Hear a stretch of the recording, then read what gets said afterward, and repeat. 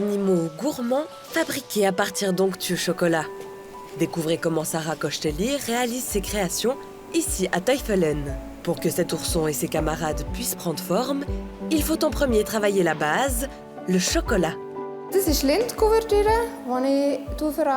C'est du chocolat de couverture Lindt que j'utilise pour mes produits. Quand j'étais enfant, j'aimais déjà le chocolat Lindt. C'est pourquoi c'est avec celui-ci que j'ai décidé de travailler. D'abord, il faut le chauffer à 45 degrés. Ensuite, on le laisse refroidir jusqu'à 28 degrés. Et on le chauffe à nouveau jusqu'à 31 ou 32 degrés pour que le chocolat soit bien liquide. Le chocolat est prêt à être coulé dans les différentes formes. À l'aide d'un cône, Sarah Kosteli se concentre d'abord sur les détails de chaque pièce.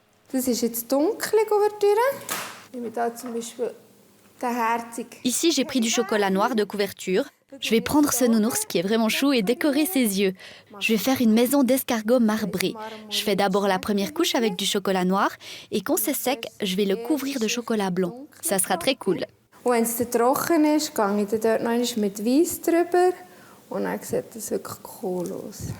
Ce travail minutieux terminé, il est temps de remplir le reste. Je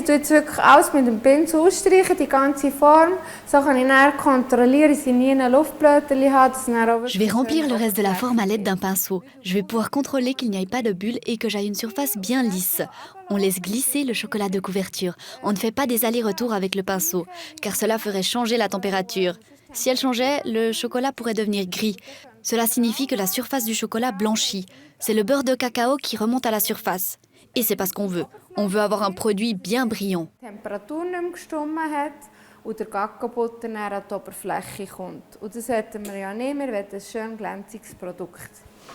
Pendant qu'elle couvre les autres formes, Sarah Kosteli revient sur ses premiers pas dans le monde du chocolat. D'abord, j'ai fait la formation de boulangère. En deuxième année, j'ai découvert que j'étais allergique à la farine. Pour moi, il était donc clair que j'allais faire encore une formation de confiseuse. En soi, j'ai toujours voulu le faire, car j'aime autant le chocolat que le pain, et tout ce qui est sucré en général. Et j'ai continué à travailler le chocolat. Sarah Kosteli laisse ses créations refroidir avant d'en retirer l'excédent de produits. Ce qu'il est important de faire, que je fais un peu automatiquement, c'est de retirer la matière de l'intérieur vers l'extérieur pour que la forme ne se brise pas, ça serait dommage. Ensuite, on prend une partie avant et une partie arrière et on met des pinces tout autour. Une deuxième couche de chocolat est versée cette fois directement à l'intérieur des formes. Si j'enlevais les pinces maintenant, les formes se sépareraient en deux. C'est pourquoi il y a besoin de cette deuxième couche pour que cela forme un tout. Il faut pas mal de chocolat pour remplir celui-là. Voilà.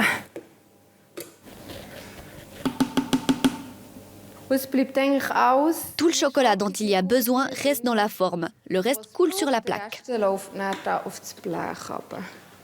Ces créations, Sarah Kosteli les laisse vides ou les accompagne d'une petite surprise. Quand je fais des ateliers pour les enfants, je leur donne un petit papier. Ils peuvent y écrire ou dessiner quelque chose qu'on met ensuite dedans. On peut aussi mettre des sucreries à l'intérieur, comme ici des Smarties par exemple. Moi aussi, j'aime bien les Smarties. L'ourson est bientôt prêt. Lui et ses camarades doivent encore être chaussés.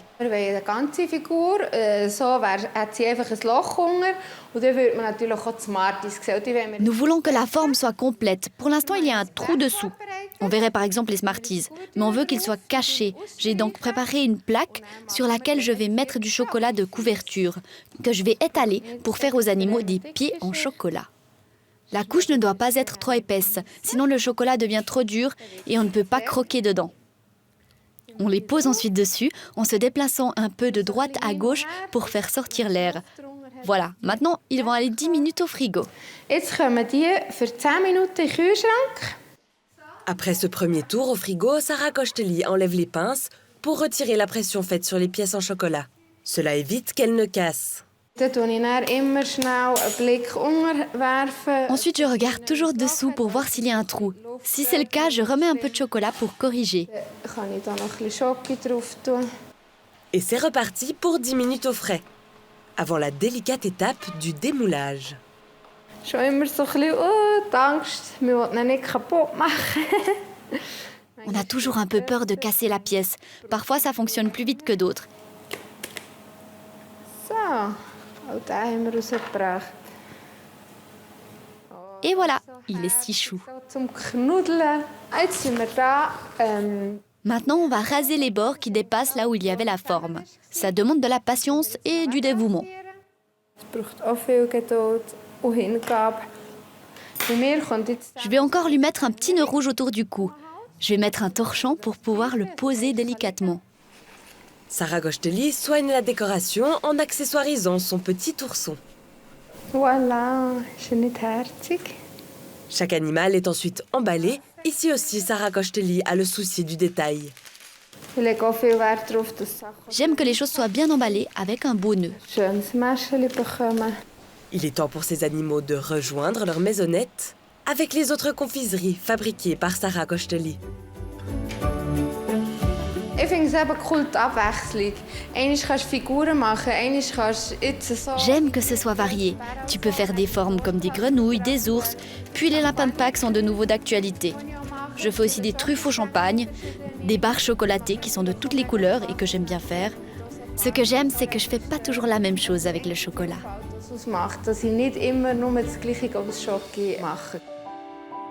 Un univers gourmand et coloré auquel appartient maintenant l'ourson en chocolat de Sarah Gosteli.